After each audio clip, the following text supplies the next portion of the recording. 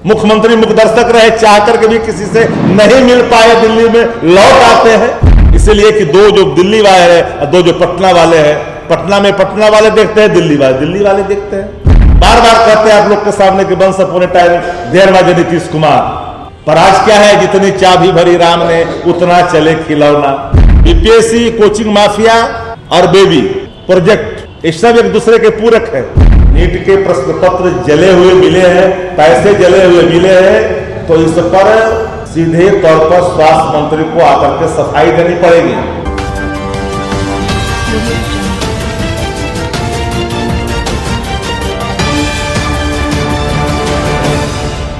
आप देख रहे BMW न्यूज बिहार, आपके साथ मैं हूं रिया सुमन।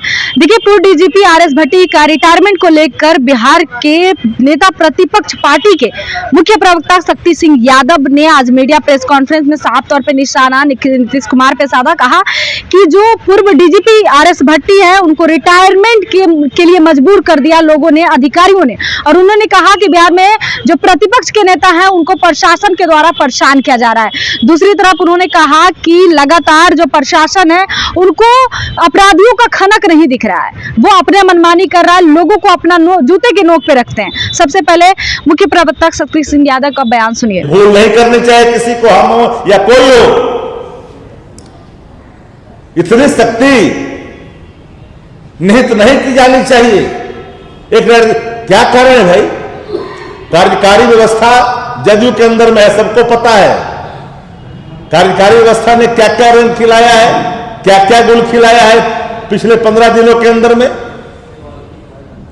जितने दिन तक वो बाहर रहे, मुख्यमंत्री मुखदर्शक रहे, चाह करके भी किसी से नहीं मिल पाए, दिल्ली में लौट आते हैं।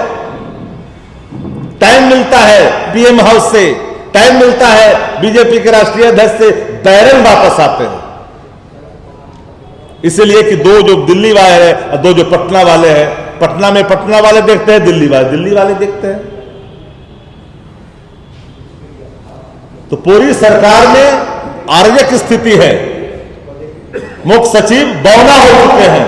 जो भी मुख्य सचिव बिहार के अंदर में 18 के बाद, वो हर मुख्य सचिव एक पोस्ट ऑफिस बन करके रह गया है, हर डीजीपी एक पोस्ट ऑफिस बन करके रह गया है। डीजीपी की भूमिका दिखती नहीं। बिहार के जिलों में पदस्थापन की प्रक्रिया, प्रतिदिन यहां ट्रांसफर पोस्टिंग उद्योग चल रहा है। प्रतिदिन ट्रांसफर पोस्टिंग उद्योग चल रहा है, चाहे जनवरी हो या फरवरी, चाहे हो शीतलहरी, ट्रांसफर पोस्टिंग उद्योग दनादन काम कर रहा है बिहार के अंदर में। ये बात भी अचिंतता का प्रतीक है शासक का। हम बार बार कहते हैं कि ऐसा नहीं कि कोई भी बिहार के अंदर में मुख्यमंत्री हुए, अच्छा काम किए, उनके हम मान नहीं रखते हैं।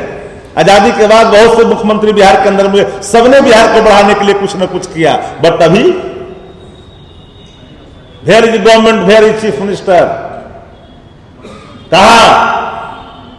हम बार बार कहते हैं आप लोग के सामने कि once upon a time there was Nitish Kumar, पर आज क्या है, जितनी चाबी भरी राम ने उतना चले खिलौना। ये स्थिति बन गई है।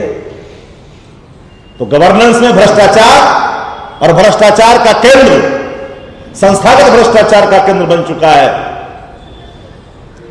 और उस भ्रष्टाचार में कोई और नहीं, कई लोग हैं। कोई अपने बेटा के डर से, कोई अपने बेटी के डर से, कोई कई तरह के उन पर शिकंजे के डर से। एक IAS अधिकारी पर बिहार में छापे पड़े, कई लोगों को नोटिस हुआ, सामिप्ता जिसने स्वीकार करके भारतीय जनता पार्टी के लिए काम करना शुरू कर दिया, फिर चुप्पी सी आ गई। एक अधिकारी दलित परिवार का था, उसके खिलाफ कार्रवाई की गई, लेकिन जो और पदाधिकारी जो भारतीय जनता पार्टी के इशारे पर काम कर रही है, और पूरे एक अन्य मार्ग को चारों तरफ से घेर रखा है और पूरी शासन को अपने कब्जे में ले लिया है, ऐसे लोग जाकर के सामिप्ता प्राप्त कर ली है। इसलिए गवर्नेंस के नाम पर बिहार में भ्रष्टाचार के सिवा और कुछ नहीं है। और ये नैतिक गठबंधन जो बिहार में चल रही है, इसमें हर कोई अपना छापा छाप रहा है, हर कोई अपना छाप छोड़ रहा है, हर कोई अपनी बाती गंगा में हाथ धो रहा है। लूट सको जो लूट, अंतकाल पछताओगे प्राण जाएगा छूट। तो यात्रा का एक भी फुटेज मीडिया के साथी ने आज तक इतना दिन में नहीं दिखाया, एक भी बात करते हुए नहीं दिखाया। आखिर क्या है, दुर्गति यात्रा है कि नहीं है, पैसे का व्यय है कि नहीं, सरकारी खजाने का दुरुपयोग है कि नहीं है। इन सवालों का उत्तर लगातार हम ढूंढते रहे, लेकिन सत्ता प्रतिष्ठान इस उत्तर को देने के बजाय सिर्फ थोथी दलील करती है। इसीलिए आप लोग को हमने कष्ट दिया था आज। और कोई आपके सवाल होंगे? आप बार-बार ये कह रहे हैं, दो बार यात्रा में कहे कि आप बहुत गलती हो गया, 2 बार गलती किया, हम अब दोबारा वहां पर जाएंगे नहीं। वो स्क्रिप्टेड था, वो पहले प्रेस रिलीज जारी हुआ था, उतना तो बार बार बोल ही लेते हैं। यात्रा में कहा कुछ बोले? यात्रा के दौरान जिस बात को लेकर के यात्रा है, उस यात्रा के संदर्भ में उनकी सधी हुई किसी प्रकार का राजहित में कोई प्रतिक्रिया बताए, कोई फुटेज दिखाएं। ये 2 अरब 25 करोड़ 70 लाख रुपए का कैबिनेट से जो निर्धारण हुआ है राज्य के खजाने से, उस यात्रा के लिए, उस पर मैं जानना चाहता हूं, उस पर बिहार की जनता जानना चाहती है। 2005 के बाद क्या हुआ, कौन कितने सुंदर बने, कौन कितने कुरूप बने, ये सवाल नहीं है बिहार का। 2005 के पहले कोई सुंदर नहीं था, सब कुरूप था, विश्व सुंदरी नहीं थी, राज्य सुंदरी नहीं थी, वो विषय अलग है। आज जरे हुए बीपीएससी के सवाल पर हमारी गंभीरता जितनी कल थी उतनी आज है। बीपीएससी, कोचिंग माफिया और बेबी प्रोजेक्ट, ये सब एक दूसरे के पूरक है। Without consent to government coaching mafia BPSC से कैसे मिलता है? क्या सहमति थी राज्य की?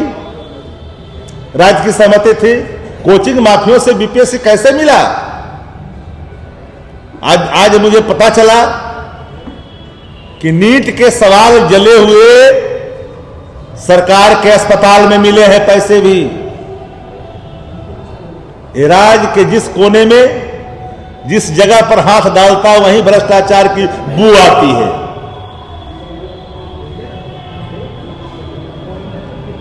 और बताइए। एक सवाल ये है, 13 साल से आपकी विधायक रही एच यादव एक मकान को कब्जा कर रखी थी। 2022 के नीट के प्रश्न पत्र अगर जले हुए पीएमसीएच में मिले हैं तो ये गंभीर सवाल है, और इस गंभीरता को शासन को गंभीरता से लेनी चाहिए। लेकिन जिस राज्य के अंदर में सिर्फ और सिर्फ लीक ही लीक होता हो, पर्चे ही लीक होता हो, उस सरकार से उम्मीद भी कम होती है। एक सवाल है, आपकी पार्टी की विधायक रही एच यादव पिछले 13 साल से एक मकान पर कब्जा की रखी थी उनके पति, और वो कल कोर्ट के आदेश के बाद उन्हें खाली करना पड़ा। देखिए, जो कोई लीगल प्रोसेस है, किस बाबत किसने किसको लिखा, ऑलरेडी जो प्रक्रिया है कानूनी, उसका पालन होगा। आज आपके संज्ञान में आया, इसके पहले संज्ञान में नहीं था आपके संज्ञान में। अगर ये बात पहले से होता तो स्वाभाविक तौर पर संज्ञान में होता, लेकिन आप लोग खुद ही तो कह रहे हैं कि खाली करना पड़ा। कोई भी न्यायिक निर्णय से ऊपर थोड़ी है।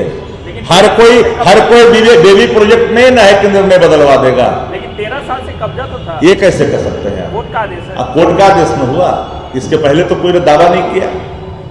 हमने कहा आप इतने दिन से आज तक में हैं, आप इतना दिन से लीगल है कि अनलीगल है, कल अनलीगल आ जाएगा, खाली करना पड़ेगा तो आपको दोषी मान लेंगे।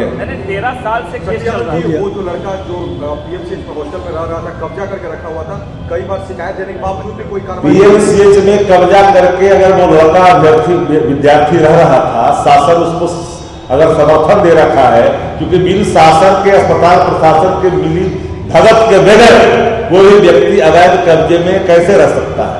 और रहने के बावजूद भी अगर नीट के प्रश्न पत्र जले हुए मिले हैं, पैसे जले हुए मिले हैं, तो इस पर सीधे तौर पर स्वास्थ्य मंत्री को आकर के सफाई देनी पड़ेगी। और देनी चाहिए। मैं जानता हूं कि स्वास्थ्य मंत्री बोलते नहीं है, लेकिन इस पर उनको सफाई देनी पड़ेगी, तो ये गंभीर सवाल है राज्य का। Thank you. आपने सुना, साफ तौर पे उन्होंने सभी मुद्दों पर बातचीत किया, कई मुद्दों को लेकर उन्होंने उड़ेदा, वही बीपीएससी का मामला हो, नीतीश कुमार का मामला हो या फिर डीजीपी का मामला हो। उन्होंने कहा कि नीतीश कुमार एक स्क्रिप्ट है जो भारतीय जनता पार्टी ने उनको दे दिया है कि इंडी गठबंधन में आप नहीं जाएंगे, तो वो हमेशा यही दोहराते हैं कि हम कहीं नहीं जाएंगे।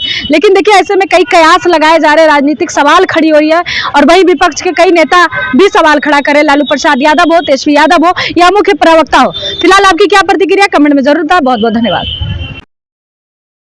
तमसोमा ज्योतिर्गमय गुरुकुल शिक्षा मंदिर संस्थान के साथ बनाए अपना भविष्य। रेगुलर और प्रोफेशनल कोर्सेज, सेकेंडरी और senior secondary courses, law, teachers training courses, pharmacy and nursing के साथ पैरामेडिकल में डायरेक्ट एडमिशन पाए। वेबसाइट विजिट करें या दिए गए नंबर पर कॉल करें। हमारा पता है गुरुकुल शिक्षा मंदिर संस्थान, कल्याण चौक, DS कॉलेज रोड, कटिहार। हमारा वीडियो अगर आपको अच्छा लगा हो तो आप हमारे वीडियो को लाइक करें, शेयर करें और हमारे चैनल को सब्सक्राइब जरूर करें।